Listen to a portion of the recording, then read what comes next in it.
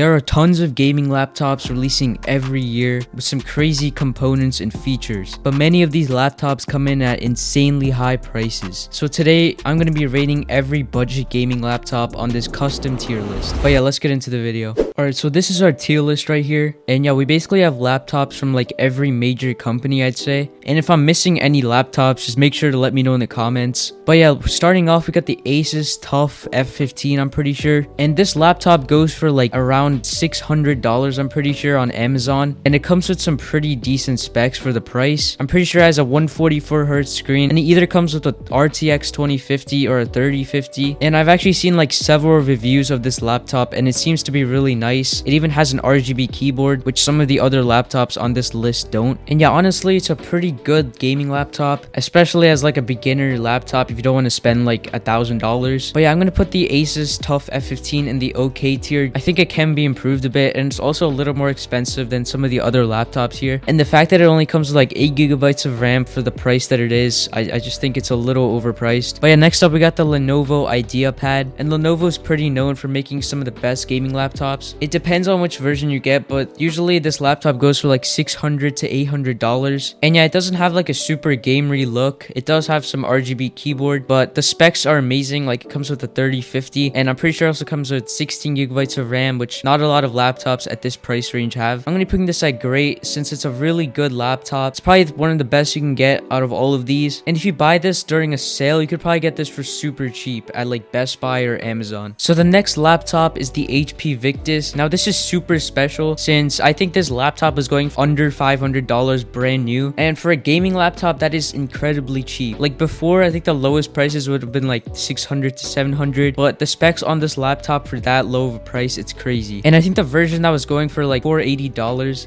it had a 2050, 16 gigs of RAM, and also a Ryzen 5. And I even looked at some of the gaming performance, and it basically runs every game fine, like Fortnite and Warzone and Valorant as well. I also saw this laptop in person, and the keyboard just feels amazing to type on, which is not very common in a lot of gaming laptops. So I'm going to be putting this in great as well. And the next laptop, which you probably all know, is the Acer Nitro 5. And this is definitely like the most popular budget gaming laptop out there, because there's a lot of YouTubers like King who have used this for years, and it seems to be a really nice laptop. There's at least like 4 or 5 different versions of this, because they did release like a completely new design in like 2022, but this specific laptop is probably like $500, and honestly it's not the best anymore because it has a pretty outdated GPU and CPU. Like, there's other laptops like the HP Victus which I would certainly recommend more, just because all the parts in this laptop are just way better, and they total out to like the same price. So I'm just gonna be putting the Acer Nitro 5 in okay tier, just since it's a really popular laptop, and just from what I've seen, it's also really reliable. Next up we got the Dell G15. So I feel like I've seen cheaper versions of this, but I'm pretty sure it's the most expensive laptop here, and it's like around $800 to $1,000, but it's still certainly a good laptop to consider. But I feel like for the price, the specs that you get are certainly not worth it. Like in the $800 model, you get the bare minimum amount of RAM, which is like 8GB, and also like 500GB SSD, and I think for that price you should definitely be getting way more. And also like a 3050 for $800 is just not worth it. So if you're thinking about buying the Dell G15, at least some of like the older versions, I definitely suggest you to research more and find a better laptop. So I'll be putting this in mid. I think it's just too overpriced. Alright, so next up we got the laptop that I actually use. Now I got this like 2 years ago, and it's the 2020 MSI GF63, and just because I got it doesn't mean it's the best laptop out there. Like I would certainly want to put it up in NASA laptop tier, but it's not that good. And there's a lot of tech reviewers out there that will tell you that this laptop is just not worth it anymore, and there's a lot of reasons why. Like, the build quality isn't the best,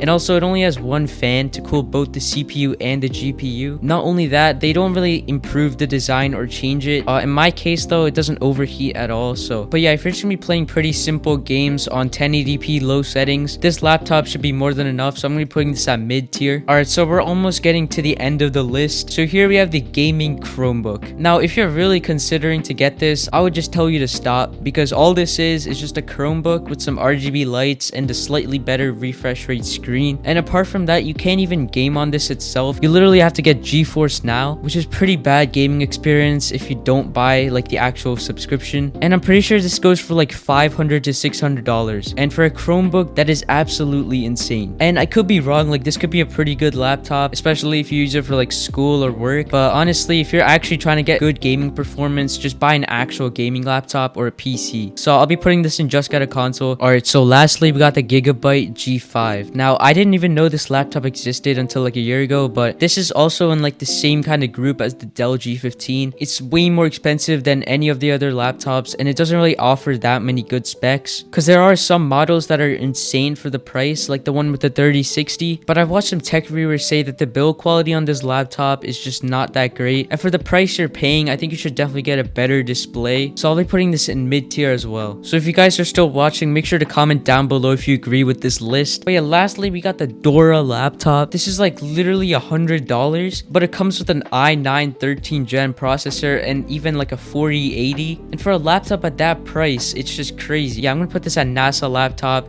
It is just the best laptop here, and even has like a built-in keyboard and this little Dora statue, I guess. And the screen is like 4K, I'm pretty sure. So yeah, if you're gonna buy a gaming laptop, just go with the Dora one. But yeah, this is the final tier list. Let me know if you guys agree with my opinions, and also make sure to leave a comment down below and make sure to join my Discord server.